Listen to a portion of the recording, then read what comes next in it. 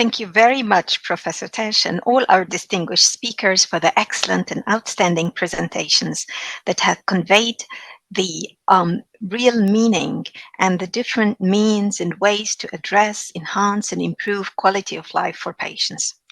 And now, as promised, and with no further ado, let's share the results of Professor Mervet's two-slider questions to share with our panel and listen to their insights and observations.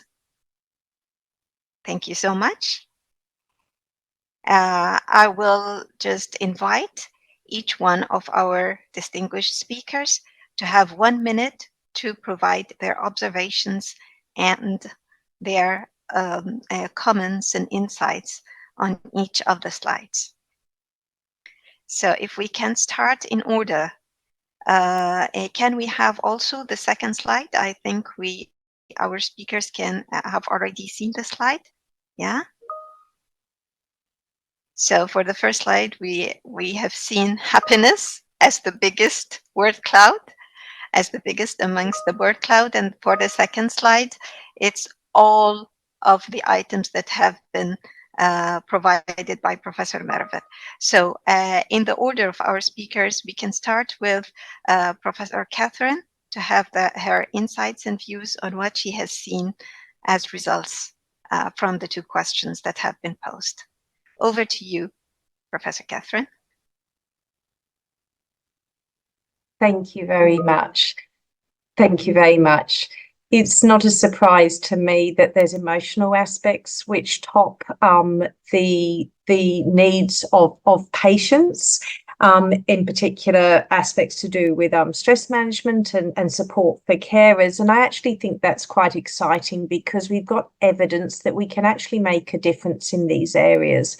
There's strategies and there's good evidence-based research as far as interventions to help these areas of care, not just for patients, but also for carers.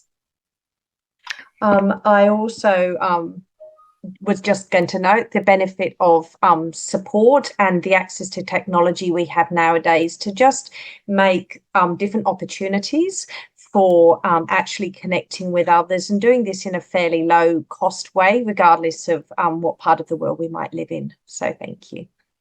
Thanks, Katharine. And now over to you, Gabriella Pravettoni.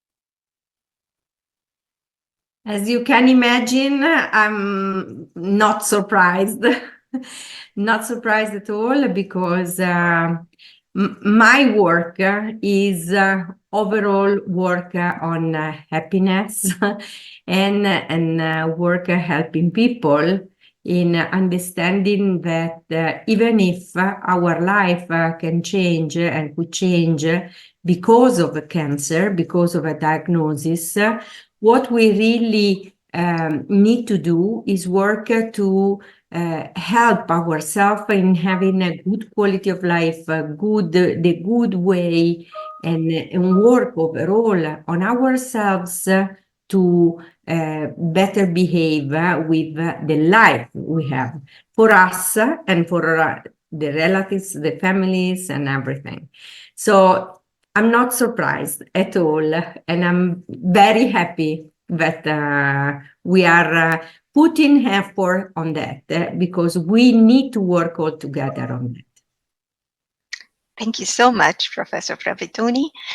Over to you, Dr. Rania.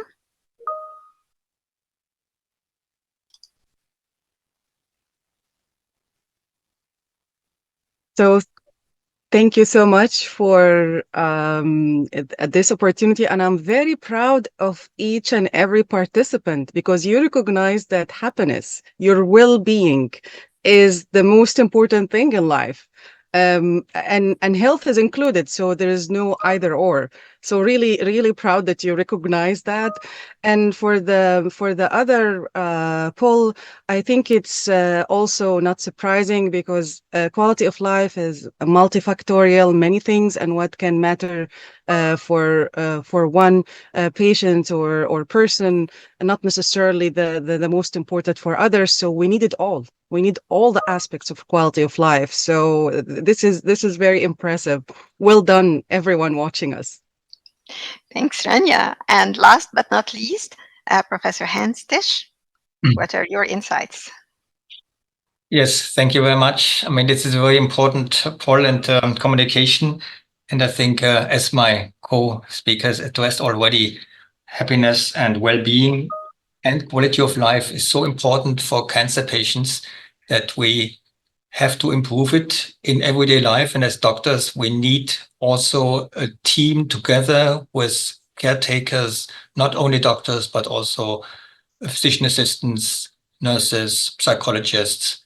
And I mean, the expert for the disease is really the patient. So communication is key with the patient, and we need shared decision in all what we are doing. Thank you so much, Professor Tesch. And now I think we still have some time to address some of the audience casted questions. So let's start with the first one. And that was related to one of the patients who was asking about how can we as patients bridge the attention gap with our treating physicians. I think this can be addressed to you, Rania.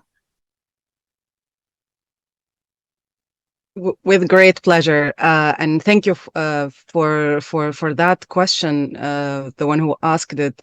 Actually, this attention gap is like for the treating doctor, even if it's unconsciously saying things that they think it's understandable, the patient milk and focus every single word because for them it's the first and only case. So to address or bridge this attention gap, we ask the doctors to be a little bit more, I would say, careful. There is, I would share a quick funny story about one of the oncologists who said like because of aging she had wrinkles, and she had to do a plastic surgery because she's reading spontaneously a report and the patient think that she frowns. So even something as simple as that can make a difference. How you frown, how you talk, you think you are talking serious, you're maybe more empathizing. How to draw the balance between different communication message that you send by your talk or by your body language and any other communication. So it's really attention gap is everything about you as a doctor and patient. Thanks a lot, Professor Rania, Dr. Rania. I think that has been extremely visualized to our audience. Thank you for that. We only have a space for one extra question, and that could be addressed to Professor Tesch. So, Professor Tesch, how can the patient advocacy groups play a role in facilitating or driving the onco coaching, and where can they find those modules that you've just talked about?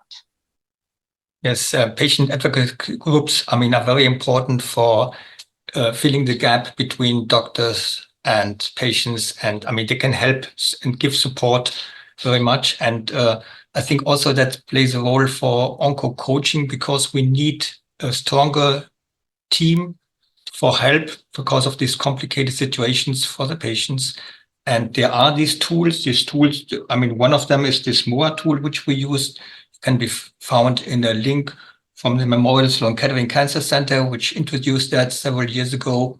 And of course, I know that's not the only one. There are several tools in the community where patients can address and use for the communication and improve the outcome perhaps through these tools. That's great, Professor Tesch. And maybe if you can share with us one of those links later on that we can share with our audience later on, that can be very helpful. Thank you so much. And thank you for you panel. And next up, we have Meredith Cummins, the CEO of Neuroendocrine Cancer Australia. Meredith will share with us an Australian perspective on cancer care, some lessons and successes in patient self-advocacy. Over to you, Meredith.